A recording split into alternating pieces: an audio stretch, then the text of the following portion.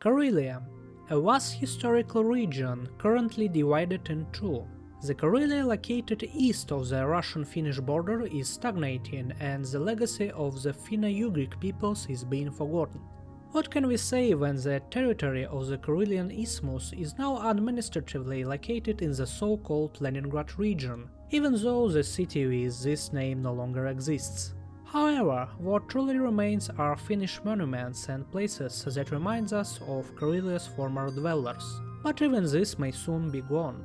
After all, for years now a fierce battle for memory has been waged in Karelia and on the Isthmus. This project seeks to highlight part of the Finnish historical heritage that the Russian neo-Bolshevik regime began erasing in 2022. The project highlights the actions of Russian activists and authorities who truly intend to erase part of the region's history and destroy the memories of Finnish Karelia. The 20th of January 1992.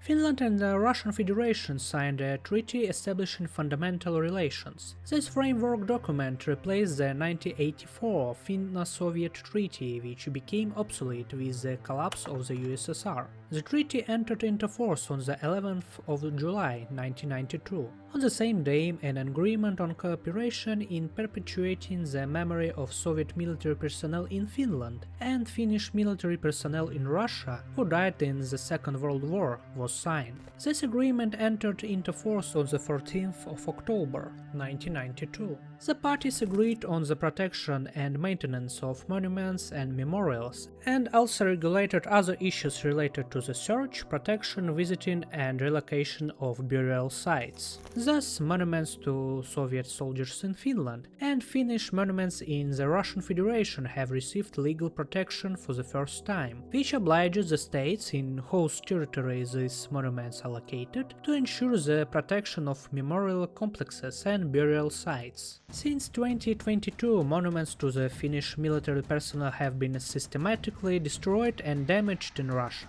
By the summer of 2026, 18 such incidents had occurred.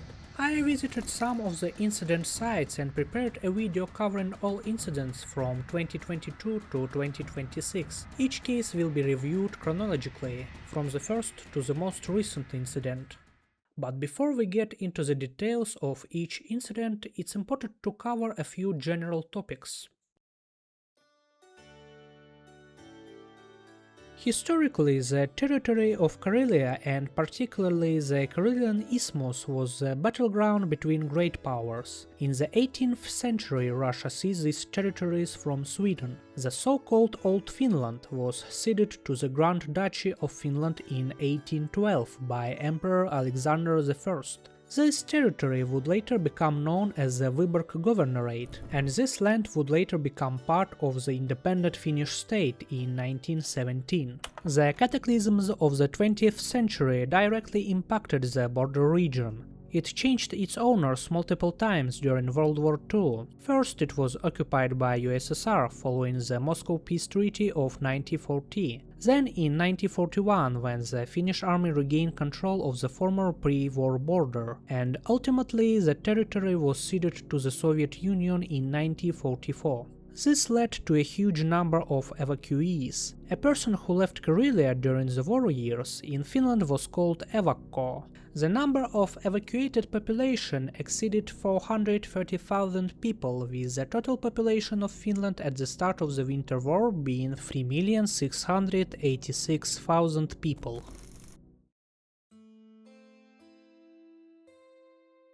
Given the enormous proportion of the evacuated population in Finland, it is not surprising that the organizations advocating for the evacuees emerged. The largest organization is the Karelian Association, or Karjalanliitto in Finnish, founded on the 20th of April 1940. The association comprises numerous more local organizations at the municipal, parish and village levels of former Finnish Karelia.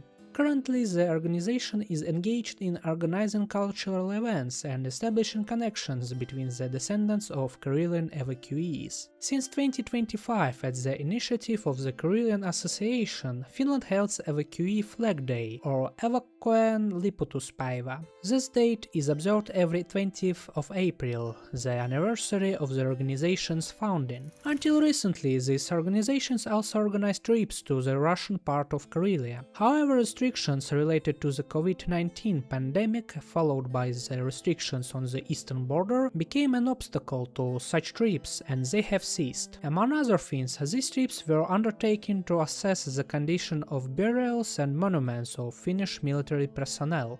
It was important for the former residents that in their native land the monument remained good-looking and safe. In the 1990s, the previously mentioned organizations and associations of former Finnish residents of Karelia began an active campaign to restore memory of the fallen Finnish soldiers. They organized fundraisers for the construction of monuments and memorials at the burial sites of Finnish military personnel. They traveled to Russia to coordinate the installation of memorials with local authorities and residents. In some cases, the organizations received support and grants from the Finnish government. Most of the monuments to Finnish soldiers were indeed erected in the 1990s, thanks to the efforts of numerous Finnish foundations within the Karelia Association. However, there are also monuments that were here even before the Winter War. These include, for example, the restored 1921 monuments in Vuoksala and Kirvu.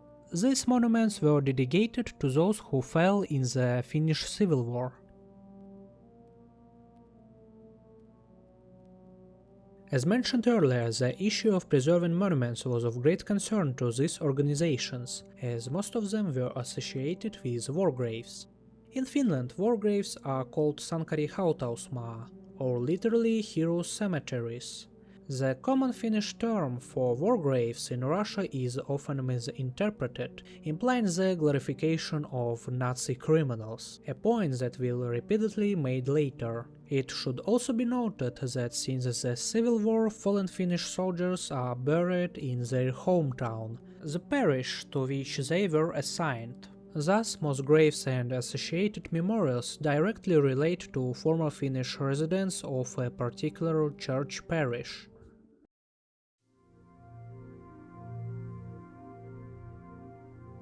In 1944, the Karelian Isthmus was administratively transferred to the Leningrad region. In 1948, by decree of the Presidium of the Supreme Soviet of the RSFSR, settlements of the Karelian Isthmus were renamed. Finnish names were replaced with Russian ones, mostly with communist connotations. However, in the Republic of Karelia there was no such way for renaming, and for the most part the Finnish names of settlements have been retained. This documentary uses both types of the settlement names. The first incident occurred on the 23rd of January 2023 in Koivisto, Soviet name Primorsk. Until 1917 the city was called Bjorko, from Swedish Birch Island. After Finland gained independence, the city officially adopted the Finnish name Koivisto. Primorsk received its current Soviet name in 1948. It is indeed a very small port city, but it has been the site of truly historic events. During the Crimean War, the British attempted to land troops here, and in 1905 Emperor Nicholas II and Wilhelm II signed the Sacred Treaty of Bjorko, which ultimately never came into force.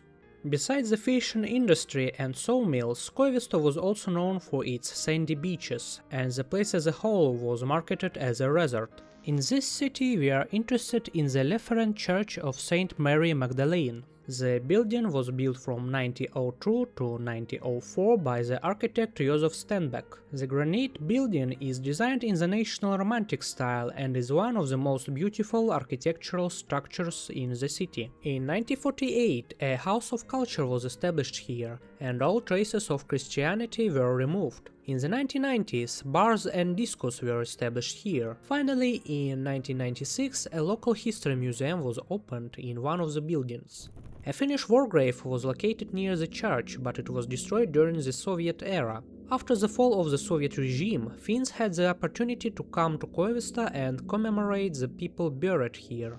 Thus, in 1992, thanks to donations from Finnish citizens from the Koivisto Society, or in Finnish Koivisto Seura, a monument cross and sail, Ristiapurje, was erected near the church on the site of the war cemetery. The monument's creator, sculptor Ailo Salo, was born in Koivisto in 1928. She was also a member of the women's voluntary auxiliary organization Lotta Svärt. There are various interpretations of this monument. For example, the cross is a symbol of remembrance for the soldiers of both armies buried here, and the sail is a symbol of hope for the restoration of friendship between Russia and Finland. Yeah, that was 1992, not 2026. However, this was not the only monument erected by the Koivisto Society. From 2015 to 2019, the organization implemented a memorial project at the Finnish war grave site near the church. In 2015, the Cross and Sail monument was moved closer to the local history museum, where it now resides. This created space for a new monument. The goal of the project was to improve the burial site and construct memorial steles. Also, in 2015, the Koivisto Society approached the Finnish Ministry of Defense with a request to fund the project. The ministry expressed interest in the project but did not have the extra funds at that time. Ultimately, the project was funded by donations from Finnish citizens. Work began on the burial site in 2016, and the memorial steles were erected in 2019. In total, the memorial project cost between 70,000 and 80,000 euros, of which 2,500 euros came from state support from the Regional State Administrative Agency of Eastern Finland. The memorial consisted of 7 granite steles, the main one of which was located on the paving stones. The names of the Finnish soldiers buried here were carved on 6 of the memorial steles. The inscription on the main stele originally read, "To the fallen heroes of Koivisto, 1949-1944. But soon this was changed in the winter of 2019. Some media outlets cite complaints from local residents. For example, Russian Fontanka quotes a certain Vladimir, a resident of Primorsk. The mistake made, let's call it that for now, although I think it's a deliberate provocation, must be corrected. The gravestones shouldn't be disturbed. Let them rest in our soil. We know who really lies there. War criminals. But according to Christian norms, we forgive them. But the memorial stele to the Nazi collaborators and the site it stands on must be removed. And this must be done urgently. After all, less than a month remains until the 27th of January, the day the siege of Leningrad was lifted, wrote Vladimir, a resident of Primorsk. On the Koivisto Society website itself, an information found that there were complaints about the text of the memorial that were sent in December 2019 to a certain international committee of Leningrad region. Most likely it's the Committee for Culture of the Leningrad region. Local authorities prohibit the use of the word heroes in relation to soldiers buried near the church. It was decided to change the inscription, and the main stele was engraved with residents of Koivisto who fell in the war. The memorial stone was dismantled in the winter of 2020, and in January it appeared again in its original place with the new inscription. But this was only the first incident involving the memorial. On the night of 24th of February 2020, unknown individuals doused the memorial with red paint. A red star was painted on the side of the main stele. It is unknown who committed this act of vandalism. The city administration, however, quickly cleaned the paint off the monument and restored it to its original condition. In the discussions of the local VK group, residents express a wide range of opinions about the incident and share their suspicions about who could have done it. Here the figure of one Primorsk resident, Vladimir Pinchuk, comes up. Yes, the same Vladimir whose quote previously appeared in the Fontanka article. In Primorsk he is known for his criticism of the installation of the Finnish monument and has been campaigning for its removal since at least 2019. On the 21st of February, a few days before the paint incident, Pinchuk published another post in the local Primorsk group condemning the installation of the monument and calling for its removal. To understand the general mood of all such posts by Vladimir Pinchuk, we can read one of the fragments. In fact, a memorial to the allies of Nazi Germany was erected in our city, to those who caused our people to suffer and our ancestors to die, and I speak in the people's memory. Since the memorial's gravestones bear no military ranks, the new inscription on the stele 1949-1944 to the residents of Koivisto who died in the war dedicates the memorial to civilians. This widely suggests that our Soviet army, rather than liberating Europe and the world from the brown plague of Nazism, fought and exterminated the civilians of Koivisto, or that it committed a genocide based on ethnicity. In general, he has many such long posts about the monuments. The above-mentioned post appears, for example, even earlier, on the 23rd of January 2020. It is clear that local activists want the monument completely removed, even after the inscription was changed. Vladimir Pinchuk, in an interview with the Finnish Ilta-Sanomat newspaper, said that, in fact, the text in its current state accuses the Soviet Union of murdering Koivisto civilians, in other words, of genocide. There is no other interpretation. Besides, activists were unsatisfied with the possibility that soldiers from the German SS Division North may be at the burial site.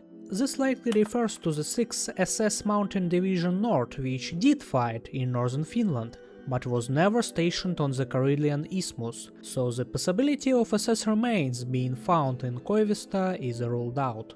Moreover, during the Lapland War, this division fought against the Finnish army, so it would be strange if the Finns erected monuments to them. In this case, activists are referring to a scientific article by a certain Alexander Sokolakov, which in turn cites Sergei Verygin, a renowned Soviet historian of the Soviet-Finnish wars. He, that is Verygin, believes that among the persons buried in this place there are those who can be attributed to war criminals as well as those who served in the division of the SS North. In other words, based on assumption rather than on established fact, the narrative is pushed that the people buried at Koivisto are literally Nazis. Incidentally, the source of this information in this article is the personal archives of Pinchuk and a certain M.V. Siddikova. These claims could not be found in the public domain. Vladimir Pinchuk, along with another Primorsk resident Boris Kok, is forming the Berezinsky Rubezh Initiative Group, which sends letters to Russian Defense Minister Shoigu and directly to Putin. Pinchuk's page indicates that 300 people signed a letter to Putin back in 2019. An article by Ilta-Sanomat indicates that the initiative group has filed a total of 18 different complaints. The activist complaints eventually reached the authorities. According to Kommersant, in March 2020, the prosecutor's office conducted an investigation into the citizen's complaint. Vladimir Pinchuk claims it was not his group. The agency concluded that the renovation work, the installation of the memorial, was carried out without permission from the Leningrad Region Cultural Committee. Meanwhile, the Koivisto Society's website states that the memorial design was approved exactly by the previously mentioned committee. Kommersant further reported that the prosecutor's office sent appeals demanding that the violations must be corrected, but the local administration failed to respond, after which the agency appealed to the Vyborg District Court. While the case was still officially being handled by the prosecutor's office, the memorial had already been partially dismantled. On the 19th of March 2022, 6 memorial steles disappeared, and the text on the main stele was painted over with something black. The heads of the initiative groups, Vladimir Pinchuk and Boris Kok, say that they do not know why this happened and who did it.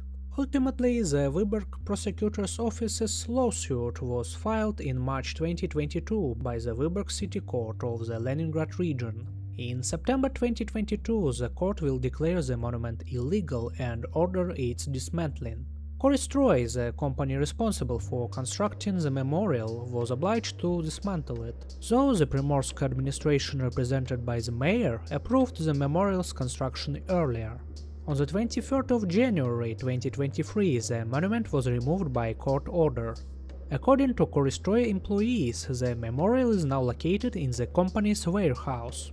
The Finnish Koivisto Society was shocked by the incident. They demanded an explanation from the Russian side and the return of the monument, but the Russian side appears to be ignoring these demands. The Koivisto Society has not entered into negotiations with the initiative group opposing the monument. They don't want to discuss anything. The company Koristroy has not informed them of the trial or the dismantling work and is now not responding to messages. We don't know where are the parts of the monument we paid for. We have no way to influence anything right now, said Eija Tuominen and Juhani Pekkola. The Koivisto Society disagrees with the claim that the memorial in Primorsk was erected illegally.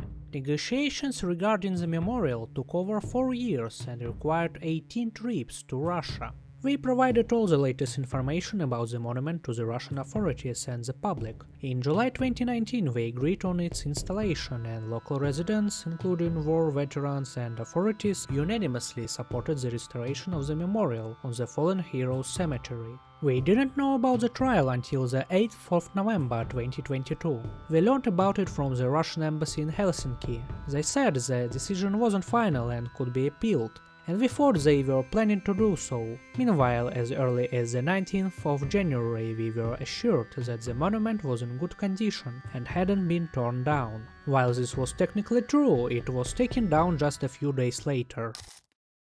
What conclusions can be made from the first incident in Koivisto? The memorial was relatively new. Construction took place between 2015 and 2019. The monument was destroyed on the 23rd of January 2023. However, incidents involving it had been occurring since its installation in 2019. In this case, the following factors led to the monument's damage and eventual removal. Actions of vandals who directly damaged the memorial. Actions of the initiative group and activists who attempted to remove the memorial through complaints. However, it's possible that the same people were behind the acts of vandalism. Ultimately, the final decision rested with the authorities. The Vyborg City Court of the Leningrad region ordered to dismantle the monument as an illegal construction. Thus, the dismantling of the monument was carried out by the authorities. The next incident occurred on the 21st of September 2023 in Kekisalmi, also known as Priozersk. This incident is mysterious, as the local monument did not create the kind of long-lasting outrage that was in Koivisto. This place was first mentioned in Novgorod Chronicles as Korela. This fortress would later become a major Novgorod outpost on the Karelian Isthmus. The Karelians themselves called this place Kekisalmi or Kuku Strait, and this Karelian name later became officially adopted in independent Finland. The Swedish name Kexholm is an adaptation of Kekisalmi and is used in Swedish documents and chronicles. During the time of the Grand Duchy of Finland, the name Korela was lost and the city was officially called Kexholm. Later, after Finland gained independence, the city also officially became known as Kekisalmi. This continued until 1948, when a wave of name changes swept across the Karelian Isthmus, and the Soviet name Priozersk is still in official use today. The local Finnish War Cemetery is also connected to the local Lutheran church. Plans for this church were first made in 1904. At that time, drawings were commissioned from Josef Stenbeck, who, as we recall from the previous case, designed the church in Koivisto. However, the project stalled due to financial problems, and construction only began in 1929, based on drawings of another architect, Armas Lindgren. The church is again designed in the National Romantic style. The exterior walls are reminiscent of the medieval fortress, which is the city's calling card. Just like in Koivisto, after the city was handed over to the Soviet Union, the church became a house of culture, and all traces of Christianity were erased. The burial site next to the church was also destroyed. There were approximately 130 Finnish soldiers buried here. But the burial site was not forgotten. In 1996, the Käkisalmi Foundation, or Käkisalmi Säätiö, erected a memorial to 105 Finnish army soldiers from World War II near the church in Käkisalmi. This memorial remains in place, unlike the newer one. On the 4th of June 2019, a new monument to the 130 Finnish soldiers buried near the church was unveiled next to the old memorial. The memorial's renovation was necessary when it became known that there were more than 105 soldiers there. The Pro-Käksholm Foundation, which is a part of the Karelian Association, initiated the installation of the new monument. The project was financed by private investors and the Finnish Ministry of Education and Culture. Thus, as in the previous case, the project received partial state funding. On the back of the monument there is an inscription that mentions the 1992 Agreement on Memorials. In accordance with an intergovernmental agreement between the Republic of Finland and the Russian Federation, the territory of the military burial ground where 130 Finnish soldiers are buried was restored, and in 2018 a monument with a list of the names of the fallen was erected. However, this inscription did not stop those who were dismantling this monument. On the 21st of September 2023, the memorial suddenly vanished. The disappearance was noted in a local VK group. The story is mysterious, because the memorial was not as much of a topic of the heated debates as the one in Koivisto. The city administration claims it doesn't know where the monument disappeared to. It also can't be attributed to ordinary vandalism, as the monument is large and removing it would require equipment or vehicle capable of moving it. In Finland, the Association for Cherishing the Memory of War Dead took up the investigation. This organization is affiliated with the Finnish Ministry of Defense and handles Finnish burials abroad. However, as of the summer of 2026, no new details had emerged on this matter. A second incident in Käkisalmi. The new 2019 memorial was dismantled again. The monument disappeared on the 21st of September 2023. This monument had not previously been the subject of any controversy. The reason for the removal and who carried it out remains completely unknown. But suspicion may fall on local authorities, as dismantling such a huge structure would require a special equipment. However, there are no evidence to support this claim. The disappearance was first reported in a local VK group. It is symbolic that all that remains of the monument is a pedestal with an inscription referring to the 1992 agreement. There is another monument to Finnish soldiers in Priozersk at the old cemetery, but this one is dedicated to Finnish soldiers from the Finnish Civil War. The monument was erected in 1921. Later, soldiers from the Winter War were buried here. However, after the city was ceded to the USSR, the monument was neglected for a long time. In the early 1990s, Finns discovered the pedestal and a fallen headless statue. In 1996, the monument was reinstalled, and in 1998, a plaque indicating the years of the Winter War was added. In 2018, the monument was restored by local artisans. Yelena Mironova and Ilya Shmoilov were responsible for the restoration of the head. The head had to be reconstructed from old photographs, but the result is impressive. The monument still stands in its place at this moment. Memorial next to the destroyed church in the border village of Kirvu, Soviet name Svobodnae. The absence of the memorial from the site has been established as of the 30th of July. The village of Kirvu was formerly located in the municipality with the same name. In addition to products of agriculture, Kirvu also produced felt boots or valenki. This was one of the largest enterprises of that kind in Finland, and boots from the Kirvu factory were exported abroad. People also came here to the local sanatorium thanks to the picturesque views and Lake Herajärvi. The sanatorium incidentally survived at least the Winter War, but by 1968 only the ruins of its brick buildings remained. Today it's a border zone, and to enter the village you must pass through a security checkpoint. Kirvu was a parish village and a wooden church once stood here. Among other things, the church is known for its weather vane in the shape of a rooster, which is also present on the coat of arms of the Kirvu municipality. But now only the foundation of the building and an information plaque reminds us of the church. The church burned down either in 1977 or 1978. It is not entirely clear as the data on this matter varies. The article by Ilta Sanomat claims that the church burned down in 1978 as a result of a lightning strike. On the local history website terioki.spb, in the section on former churches of the former Finland, it is also claimed that the church burned down in 1978. During the Soviet years, a grain storage facility was located there. However, in the comments on this page there are several testimonies from the participants of the 1977 military training. It is claimed that there was an officers' club in church and that officers in the building were watching a movie when the fire started.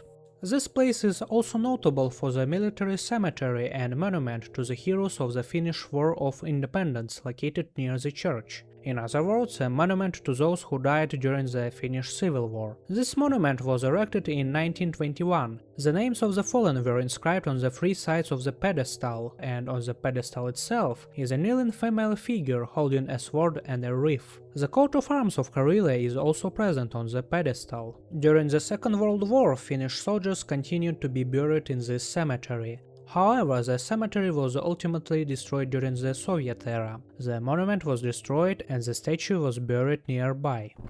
The Finns arrived here in the early 90s and began the renovation of the territory of the destroyed church. This work was carried out by the Kirvu Foundation, or Kirvu Säätiö. An agreement between former and current residents of the Kirvu district was concluded. On the 27th of June 1992, an agreement was signed between the local administration and the Kirvu Foundation for the cleanup of the church grounds. Moreover, on the 4th of February 1998, an agreement on the protection of the burial site and the Kirvu church was signed between the Kirvu Parish Society and the city of Vyborg. In 1993, the foundation succeeded in excavating the remains of the statue and reconstructing it piece by piece. Only the head was missing. There is a rumor that a village resident kept the head at home and refused to give it up. The veracity of this story remains a matter of conjecture. Anyway, the restored memorial was officially unveiled on the 27th of June 1993. The new pedestal features the coat of arms of Karelia on the front. The inscriptions have been updated to commemorate those who died during the Winter War and the Continuation War. The inscription reads: "This monument was erected on the 27th of June 1993 by the Kirvu Parish Society, Kirvu Foundation. These brave men went to their death for the Karelian fatherland.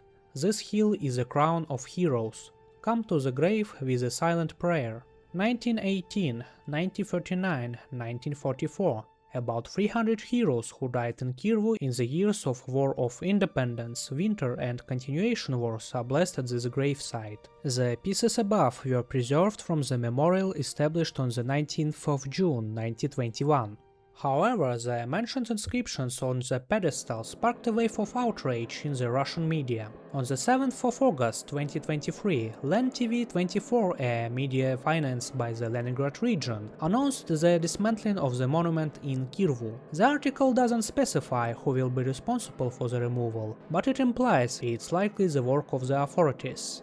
This article by political observer Natalia Strichkova accuses the Finns of deception, claiming the monument stood here for 30 years without a Russian translation, and only now has it been revealed to whom the monument is dedicated. LEN TV 24 journalists accuse the Finns, among other things, of glorification of Nazism. This article doesn't provide any information on when exactly the monument will be removed or on what basis. However, information about the monument's actual removal will emerge later. On the 3rd of December 2023, photographs of the pedestal appeared from which all Finnish inscriptions had been erased. According to the Karjalan Sankari Hautausmaat webpage, the inscriptions were erased in the autumn of 2023. This page also indicates that the monument will be removed in early spring of 2024. The monument's current location is unknown. It's possible to estimate when the monument was completely dismantled. An article in mr7.ru from the 15th of August 2024 contains visual evidence of the monument's absence. My research also led me to a geocaching forum. It's a game where players hide caches and geocachers find them using GPS data. There are forums where geocachers share the results of their trips and their cache finds. One such website suddenly revealed the monument's status. Someone had established caches near the area. A message from the 14th of May 2024 indicates that the monument was no longer there as of the 10th of May. I also found the earliest photographic evidence of the monument's absence. Vili Miehen Jalila's personal blog contains a photo dated the 5th of May 2024. The same blog also contains the author's reaction on the dismantling of the Finnish monuments. In other words, the monument was completely dismantled no later than the 5th of May. The Vyborg district administration reported that the archives of the Kamenogorsk urban settlement, now Svobodny is part of this district, contain no records of agreements or contracts for the installation of the memorial in the village. Officials also have no information on the dates of its installation and removal or its current location, citing the fact that the area is under the jurisdiction of the Russian Ministry of Defense. MR7 sent a request to the Ministry's press service for information on the monument's fate. The third case in Kirvu remains rather vague regarding the dates and the dismantling. The village and the monument were mentioned for the first time in an article by LANTV24 on the 7th of August 2023. Who and when exactly dismantled the monument is also unknown. Local authorities, as in the previous case, know nothing. Or at least they pretend to know nothing.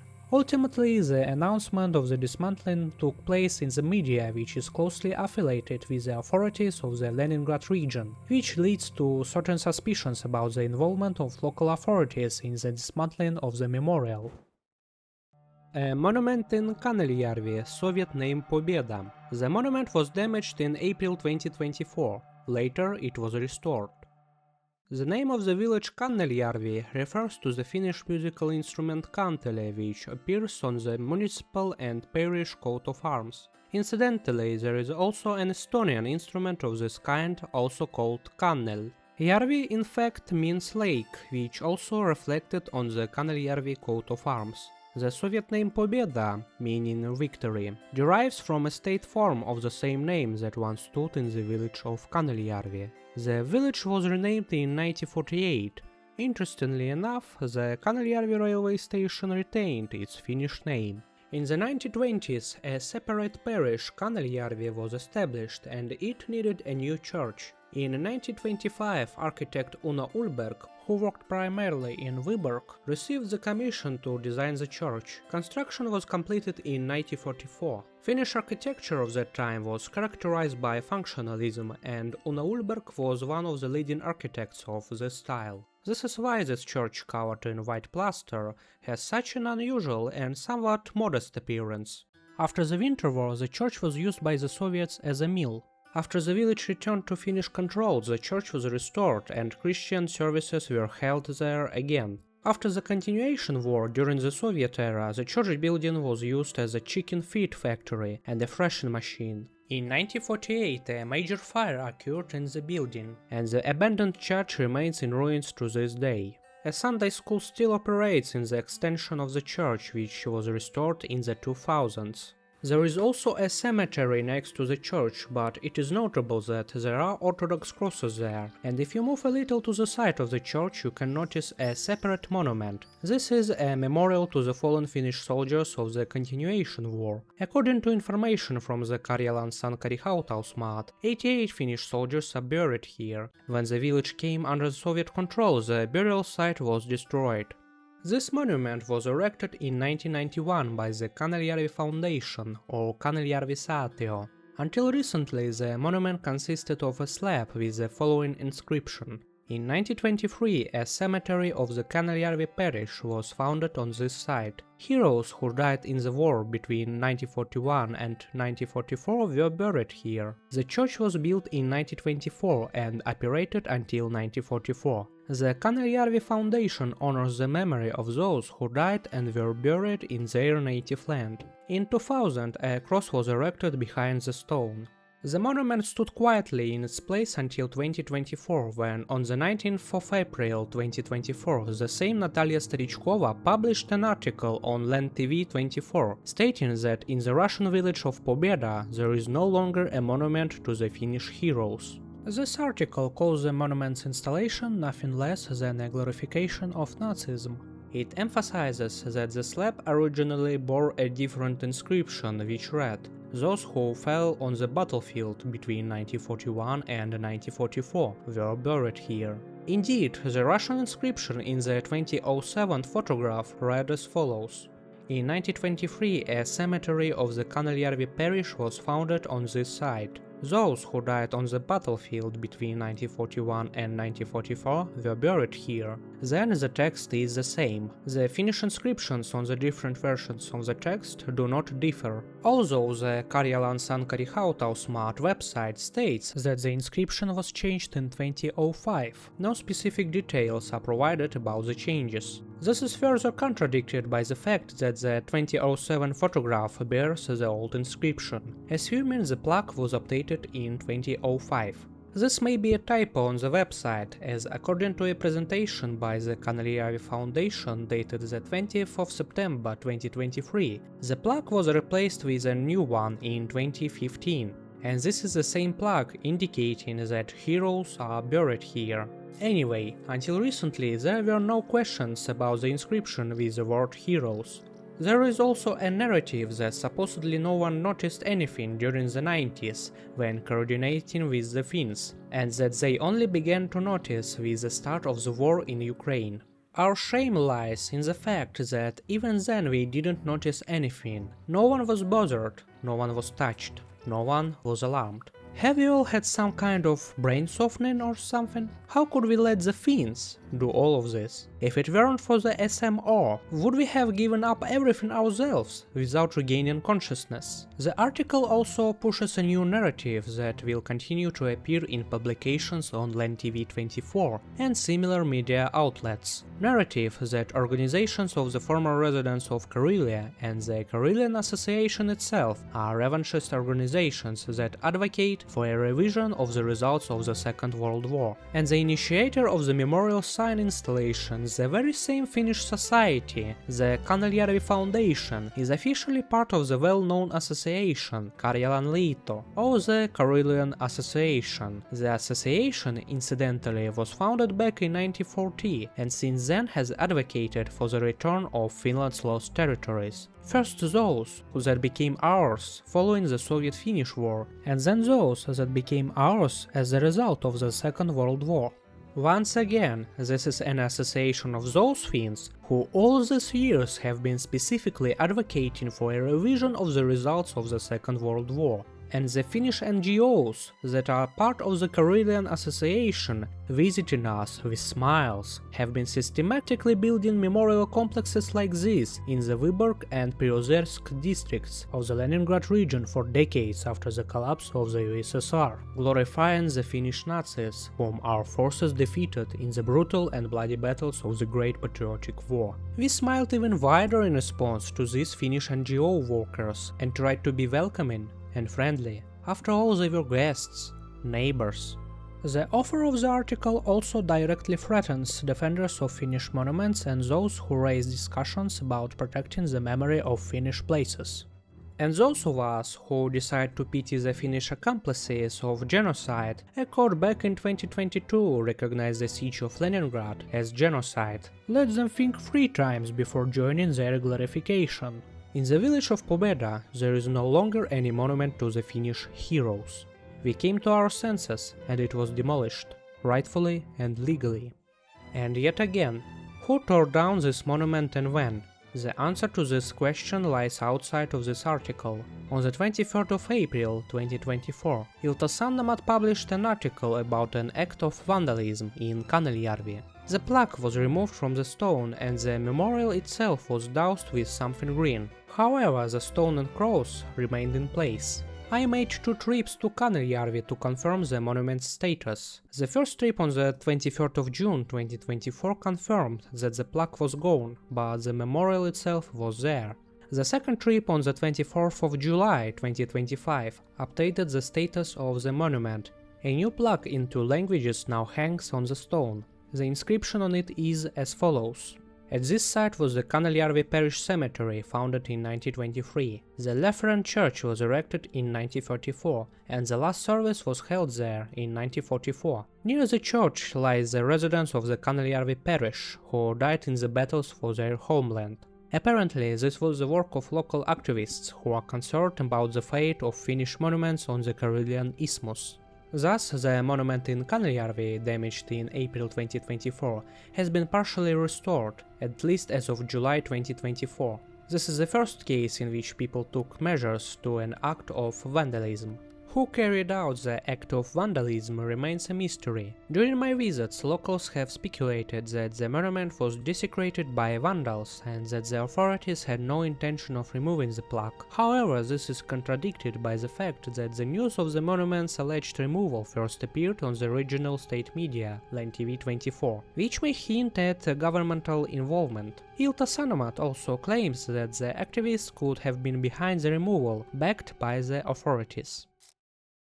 The next incident in Lumivaara occurred on the 10th of November 2024. It was accompanied by a lively discussion about the legality of the location of the monument in that place and the activities of the organization responsible for the local Finnish cemetery. Lumivaara, Snowy Hill. It was a former Finnish municipality in the Ladoga Karelia. Currently, this is the name of the former Finnish parish village of Kumala, which was once part of this municipality. The Lumivaara parish church is located here. Unlike settlements on the Karelian Isthmus, Finnish names are still preserved in the Republic of Karelia. The Lumivaara parish was formed in 1923 by separating from the Jäkkimä parish. Consequently, a new church had to be built for the new parish. Lumivaara church was built in 1945 by Ilmari Launis. The church features a tall bell tower and was built of brick and then plastered white. Incidentally, the church in Saari was built according to the same design, the only difference being that the church in Saari was not plastered in white. After the Winter War and the transfer of the land to the Soviets, the church altar was destroyed, and a cinema was installed in the church. During the Continuation War, the Finns restored the church, but in 1944 it again came under the Soviet control. The Lumivaara church was subsequently used as a grain storage facility. Currently, the building is abandoned, but efforts to preserve the church's appearance were made by the Finns. In the 90s, the building was partially renovated, the windows were boarded up, and the interior was protected from the rain. A service was held in the church on the 5th of July 1992. Next to the church is a burial site of the Finnish soldiers who participated in the Winter War and the Continuation War. In the 90s, the Finnish Society of Lumivaara evacuees and their descendants also began commemorating Finnish soldiers on this site. On the 5th of July 1992, the same day as the church service, a memorial stone was unveiled at Lumivaara Cemetery. Matti Rappo, chairman of the Finnish Memorial Committee, spoke at the ceremony, and Gennady Platnev, then mayor of Lahdenpohja, delivered a speech in honor of the memorial's installation.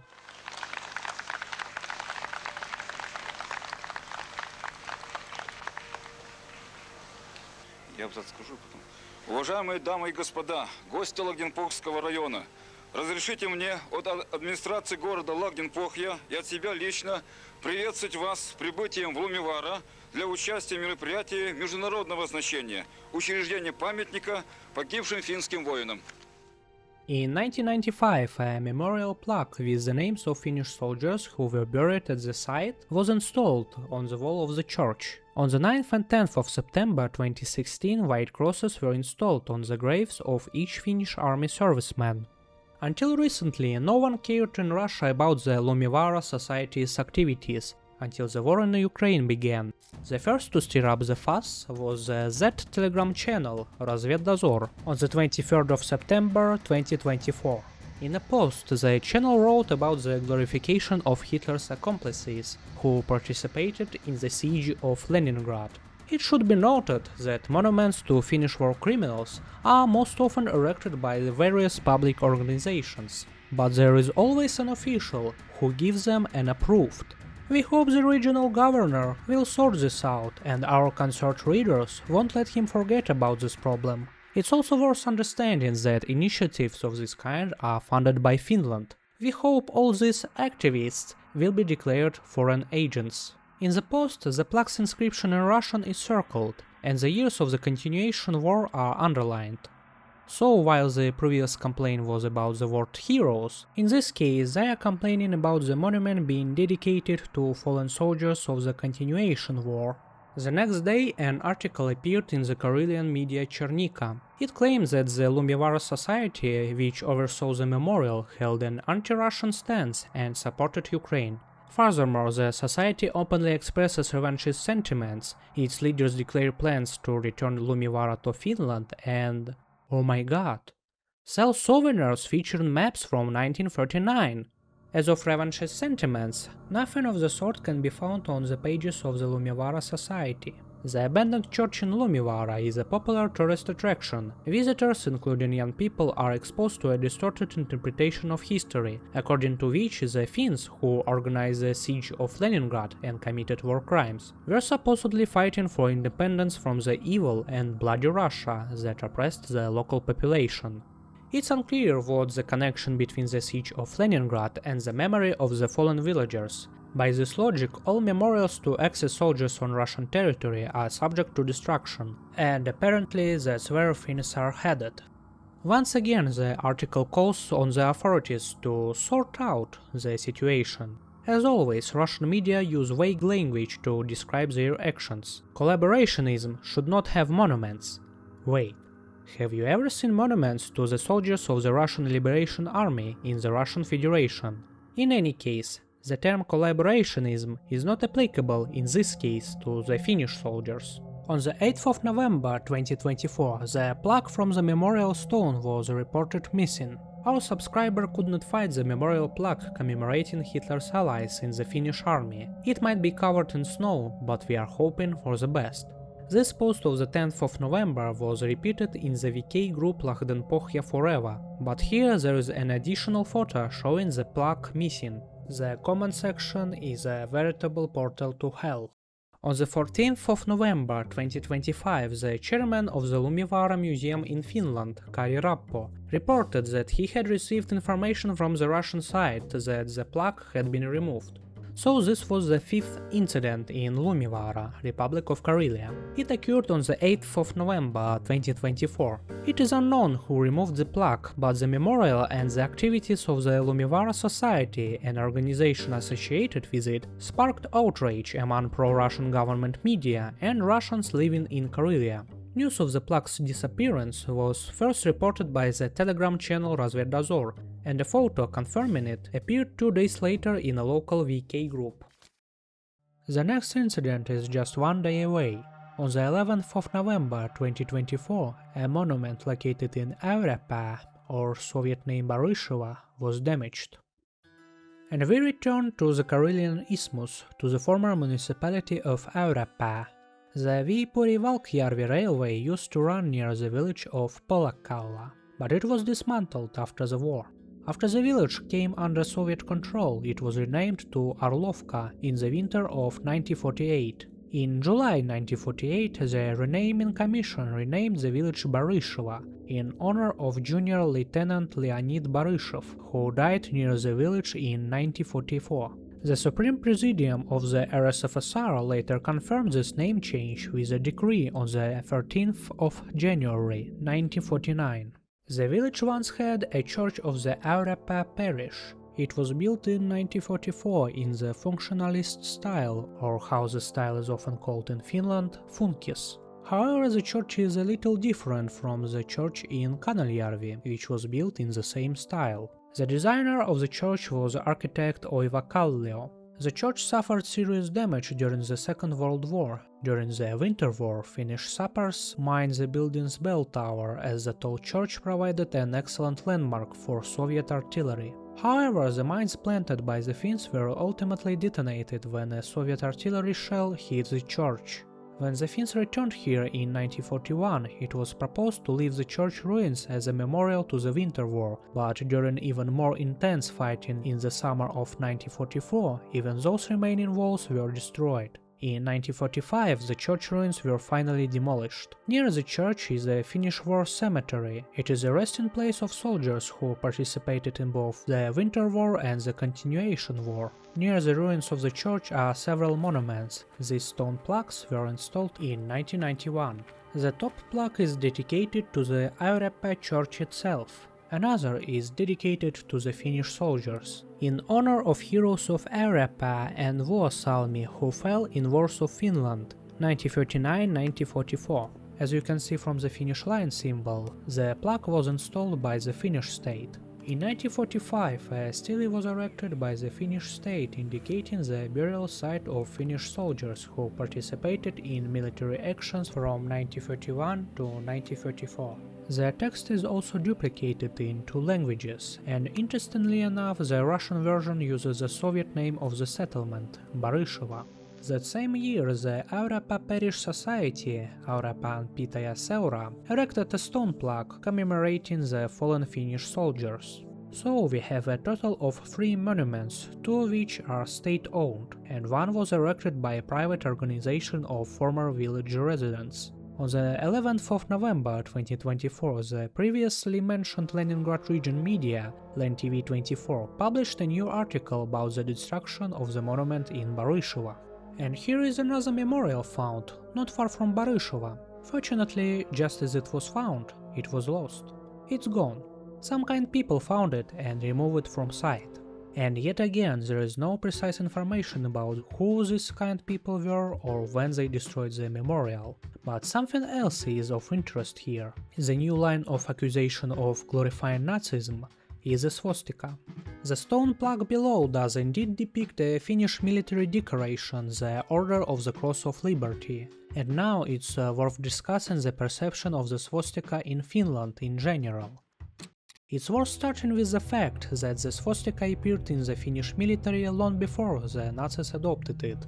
It was used for a number of reasons. For example, in 1918 the Finnish Air Force was established, and the first aircraft in the new branch of the armed forces was a Tulin Type D, donated by Swedish Count Erik von Rosen. The Count often used a blue swastika on a white background, considering it a symbol of good luck. These symbols were also applied to the first aircraft of the Finnish Air Force. From then on, the Finnish Air Force used swastika roundels throughout the Second World War, and the symbol remained on the Air Force coat of arms until recently.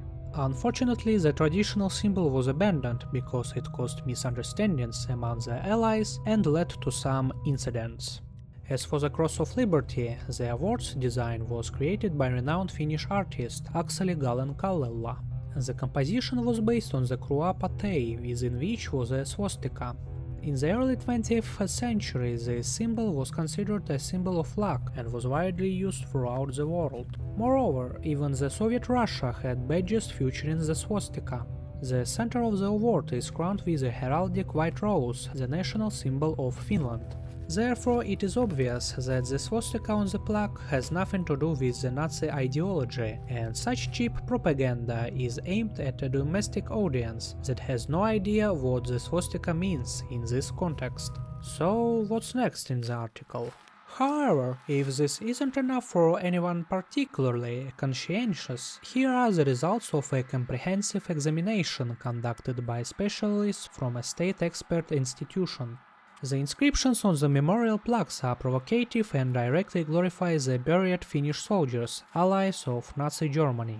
The use of the so-called Finnish swastika for propaganda or commemorative purposes related to military actions against the peoples of the USSR on Russian territory is unacceptable. It is not clear what kind of expert institution conducted this, but the level of expertise can be guessed, as I have already explained the context before. Next comes the standard accusations against the Karelian organizations of revanchism and that the monument was erected illegally. The website of an organization that is part of the Karelian Association contains a post stating that the installation of the plaque was agreed upon with the local authorities in 1995. On the 12th of November, another version of the article is released. For some reason, it's less toxic. On the 14th of November, an article about this incident is published in the Finnish Ilta-Sanomat. The publication also draws attention to the article in LenTV24 and explains the meaning of the Finnish swastika. On the 27th of November, Priazerskie Vedomosti published a response article to Finnish journalists. The article's outrage is immediately followed by moralizing. The Finns, with a finger pointing up, try to recount the old tale that the swastika is an ancient symbol of happiness and that its use in Finland began long before the Nazis. There is only one answer. We couldn't care less who scratched it first. Don't pretend you don't know how this ancient symbol of happiness is viewed in Russia, and if you wanted your soldiers to rest in peace on our soil, then giving them tombstones with swastikas was far from the best idea. So in that case, the Red Army then fought under a satanic pentagram. Incidentally, this makes much more sense than equating the Finnish swastika with the Nazi symbol. After all, it was the Soviet Union that was engaged in the de-Christianization of its own and foreign lands. This was the 6th incident in Polakalla. The state media outlet LenTV24 was the first to report it, but who and when carried out the dismantling remains unknown. Worth noting the fact that memorials owned by the Finnish state were not damaged, even though they bear inscriptions acknowledging the burial of heroes.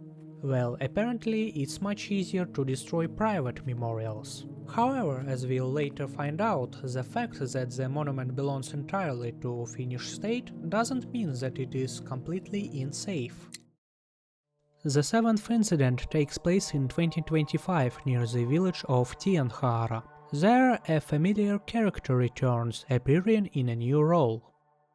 Tienhaara, meaning a crossroads, is a former Finnish settlement located at the northern exit from Vyborg, where roads do indeed branch off in different directions. Today the Seleznyovskaya rural settlement is located here. Tienhaara is primarily known as a place of fierce battles between the 22nd and the 25th of June 1944. After the surrender of Vyborg, the Finns established defensive lines north of the city, in the Tienhaara area. Soviet troops were unable to break through the defenses, and the Finns halted the offensive that could have opened a direct route to Helsinki. This was the first major Finnish defensive victory of the summer of 1944. We are interested in a granite boulder located near Vyborg. In Finnish they are known as Rapakivi. This is a so-called Cossack stone. It was originally used by local Finno-Ugric tribes for Juhannus rituals, the Finnish holiday celebrating the summer solstice. On Juhannus, bonfires would be built around the boulder, and a tar barrel would be rolled to the top of the granite giant and ignited. Traces of tar have been noted on the stone as far back as the 19th century. But where a Cossack part of the name came from? There is a legend that during the assault of Vyborg in 1710, Peter I stood on this stone to get a better view of the terrain and troop dispositions. The Swedes spotted him and began firing. At that moment, one of the Cossacks in Peter's retinue stepped in front of the future emperor and, at the cost of his own life, saved Peter. The veracity of this legend is difficult to prove, but Peter I did indeed observe the siege of Vyborg directly for a short time. Most likely the incident occurred on the 24th of May 1710, but we only know that Peter I was conducting an inspection that day, and there is no record of an assassination attempt on him. In any case, the Cossack stone has been a landmark since then, and even works of art have been dedicated to it. Regarding Finnish history, as mentioned earlier, this area was the battlefield during the Continuation War. In memory of these battles, the Finns erected a stone plaque on the stone in 1994. The inscription on it is as follows: "In memory of the brutal battles, to the fallen heroes." Jalkaväki Rykmenti 61 is the 61st Infantry Regiment, which consisted of Swedish-speaking soldiers. Kenta Tykmisto Rykmenti 8 is the 8th Field Artillery Regiment. These regiments took part in the Battle of Tienhaara. The inscription is in 3 languages: Finnish, Swedish and Russian. At the end is the caption in Finnish: "Former residents of Tienhaara." I couldn't determine exactly who installed and sponsored the plaque. The best I could find was a newspaper article which stated that veterans of the 61st Infantry Regiment and the chairman of the regiment's veterans organization were present at the plaque's unveiling. On the 24th of March 2025, an article about the stone appeared on the Online 47, which, like Len TV 24, is a media financed from the budget of the Leningrad region. Both have the same founder, Leningrad Regional Television Company. The article indicates that the plaque on the stone was dismantled by some Cossacks. Do you remember Vladimir Pinchuk and his Berezhinsky Rubezh initiative group? These guys are here too. Suddenly, Vladimir Pinchuk is now considered not just a resident of Leningrad region, but a Cossack, defending the history of nothing less than Russian Cossackdom. Pinchuk planned to remove the plaque by at least the 9th of December 2023. The first post on this topic on his VK page talks about the Finns illegally seizing the monument. And not far from Vyborg there is our memorial, illegally seized by the Finns and converted to commemorate the allies of the Third Reich. Details about this can be found in the appendix. How long will we tolerate this? I am absolutely certain we'll tear down this plaque glorifying Nazi allies from our sacred Cossack stone, and we'll do it legally. As a descendant of a Cossack from the Ussuri Cossack host, I am responsible for this, and will also restore the original bas-relief on the stone dedicated to the capture of Vyborg in 1710. The truth is on our side. Pinchuk filed a complaint against the monument to the Vyborg prosecutor's office on the 25th of November 2024. The video in this post mentions the genocide of the peoples of the USSR. Well, now we'll see it.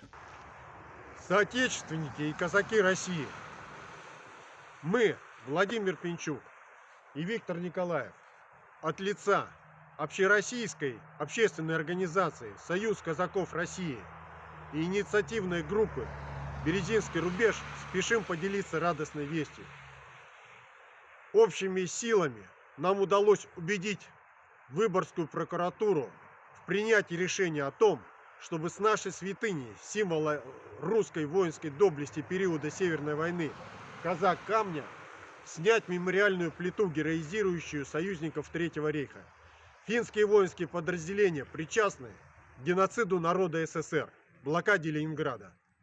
Однако в августе 1994 года финны незаконно установили на казаке камне свою памятную плиту, прославляющую финских военных преступников. Восстановление исторической справедливости близится. Выборгская городская прокуратура обязала местные власти демонтировать прославляющую финских нацистов плиту. Этот успех достигнут совместными усилиями. Благодарим за поддержку Верховного атамана Союза казаков России Задорожного Павла Филипповича и Совет по делам казачества при президенте Российской Федерации.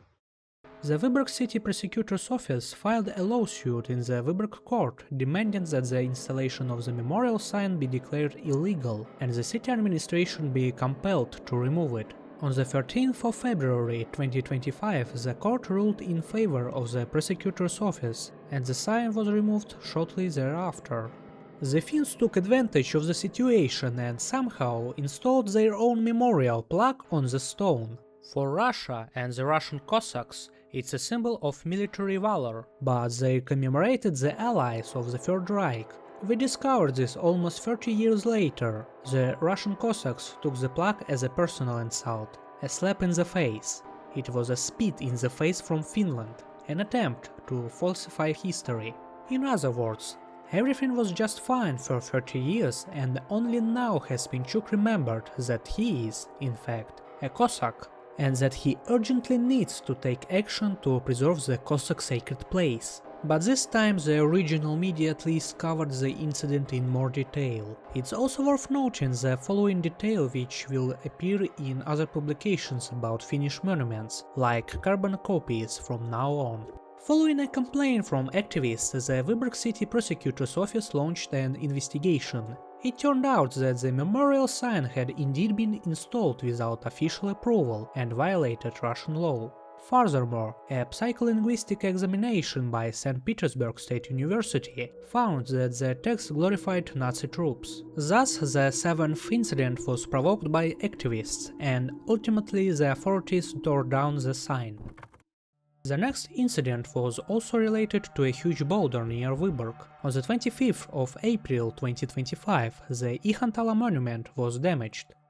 In Finnish historiography, the Battle of Tali-Ihantala is a pivotal point during the final stage of the Continuation War.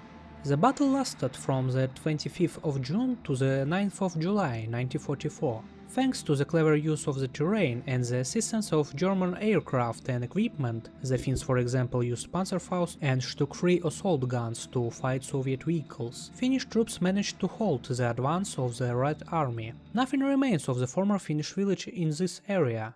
However, in the 1990s, the Finns erected a memorial at the site of the battles, consisting of a granite boulder with inscriptions. On the front side of the monument is written 1944 Battles in Ihantala, Glory to the Heroes. On the back is the inscription declaring the monument's dedication. The monument is dedicated to the Wichmann Group units, 12th Infantry Regiment, 35th Infantry Regiment, 14th Field Artillery Regiment and the 16th Separate Battalion. At the foot of the boulder, military equipment found in the surrounding area is collected. Various artifacts that confirm that the fierce battles took place here. The monument was erected by several organizations: Ihantalan Muistomerkki Toimikunta, that is an initiative group, and Finnish Veterans Associations. No information about state funding was found. The monument's official unveiling took place on the 3rd of July 1999. Finnish veterans attended the event, and Boris Pevtsov, Vyborg's director of culture and deputy mayor, was present on the Russian side. According to Ilta Sanomat, Pevtsov was one of the key figures who granted permission for the Finnish monument to be erected. Thus, the Russian authorities were not against the installation of a monument to the Battle of Tali-Ihantala. Furthermore, representatives of the Vyborg district attended the 2004 celebrations commemorating the 60th anniversary of the battle. Along with the celebrations at the Ihantala boulder, the procession also went to lay flowers at the Soviet memorial in Portinhoika, which is now Petrovka. Moreover, local authorities added information boards to the monument in 2017. The boards contain historical information about the Battle of Tali-Ihantala. It states that the boards were installed by the Leningrad Region Culture Committee. On the 25th of March 2025, LEN-TV-24 published an article about the Vyborg Prosecutor's Office demanding the removal of the inscription. The article again refers to the psycholinguistic examination of the St. Petersburg State University. According to the results of a psycholinguistic examination by St. Petersburg State University, the text contains elements justifying the actions of those who participated in the battles at Ihantala, including the soldiers of the SS Battalion Nordland. This constitutes a denial of the facts established by the verdict of the International Military Tribunal for the trial and punishment of the major war criminals of the European Axis powers, Article 354.1 of the Russian Criminal Code. The SS Battalion Nordland, which clearly couldn't have been on the Karelian Isthmus in 1944. I don't know why these experts are trying to link this particular SS battalion, but perhaps they are referring to the Finnish SS Volunteer Legion, which was indeed part of this division for a time. The problem is that the Finnish SS volunteers fought on the Eastern Front as a part of the German armed forces, and the legion was disbanded in 1943. Some of the Finnish volunteers then continued to serve in the German army, and they were indeed sent to the SS Nordland division. But again, this division never even set foot on the Finnish territory. Some of the volunteers returned to serve in the Finnish army, but there is no evidence that this particular burial site contains a soldier who once served in the SS. This all seems extremely unconvincing. And if the work of these experts had been done properly, they would have known that the monument clearly indicates which units it is dedicated to. The article by Argumenty I Fakty, which was published later on the 27th of March, contains a blatant lie. The text refers to both Wehrmacht soldiers and members of the SS Battalion Nordland who took part in the battles against the Red Army at Ichantala as heroes. Although Wehrmacht soldiers, specifically the 122nd Infantry Division, participated in the battle in its final stages, they are not mentioned on the memorial. In other words, the memorial was not dedicated to Wehrmacht soldiers, let alone to SS soldiers who did not even participate in the battle. An inspection revealed that the boulder was located on public land, and the inscription on it had not been approved by local authorities or the War Memorials Association for International War Memorial Cooperation. And it's another important detail. In the 90s, cooperation on memorial matters could be carried out through local government channels. As far as we know, local authorities were not against the installation of the monument, and mandatory cooperation with the Russian organization War Memorials was only established in 2010. The Vyborg City Prosecutor's Office filed a lawsuit demanding that the Kamenogorsk Settlement Administration be recognized for its inaction and that it be required to remove the inscription. On the 25th of April 2025, news broke that the inscriptions on the boulder had been removed. Given that the Vyborg Prosecutor's Office had filed a lawsuit against the monument, the removal was carried out by the local authorities. I also took a trip to this location to assess the extent of the memorial's destruction. Not only the inscriptions were erased from the boulder, but the information boards were also removed. Furthermore, the Finnish monument was traditionally decorated with Finnish attributes. Now a ribbon of St. George is tied there. By the way, this is not the only Finnish boulder in this area. Just 100 meters away there is another memorial stone with an inscription carved on it, stating that the Ichantala Parish Cemetery was located on this site between 1925 and 1944. The monument's current condition leaves much to be desired. The inscriptions are barely visible. A stick with a ribbon of St. George tied to it rests next to the monument. This incident involves this time an outright lie about the monument being dedicated to the Nazis. And once again, a psycholinguistic examination from St. Petersburg State University has surfaced. The monument in Sortavala, the 14th of July 2025. This is one of the few cases where the monument has been restored. We return to the Ladoga Karelia. The city of Sortavala was a major transportation hub north of Lake Ladoga. For a long time the city was called Serdabol when it was part of the Russian Empire. Then, after Finland gained independence, the city was renamed to Sortavala. The city retained its Finnish name to these days because it is administratively located in Karelia, not in the Leningrad region. The wooden church in Sortavala on Kisamaki Hill was built in the 18th century and was only consecrated in 1845. The appearance of the building underwent numerous changes, the most significant of which occurred between 1893 and 1894. It was then that the church acquired its final appearance. The church burned down during the Soviet bombing on the 2nd February 1940. During the continuation war there were plans to restore the church, but they were never realized. There was a military cemetery near the church, which was lost after the Second World War. Finnish soldiers were buried there from the Winter War and until the end of the Continuation War. In memory of this burial, a memorial cross was erected on the 24th of July 1993. The monument was erected by the Kristianstad Sortavala Foundation. Kristianstad is the Swedish sister city of Sortavala. The foundation was initially funded by the citizens of Kristianstad. The foundation is part of the Karelian Association. The foundation also received support from the Finnish Ministry of Education's War Dead Remembrance Committee, meaning that the state funding was used in this project. Information on 452 buried individuals was also collected in collaboration with the Ministry of Education. The architect responsible for the memorial project was Martti Jaatinen, a renowned Finnish architect born in Sortavala rural municipality.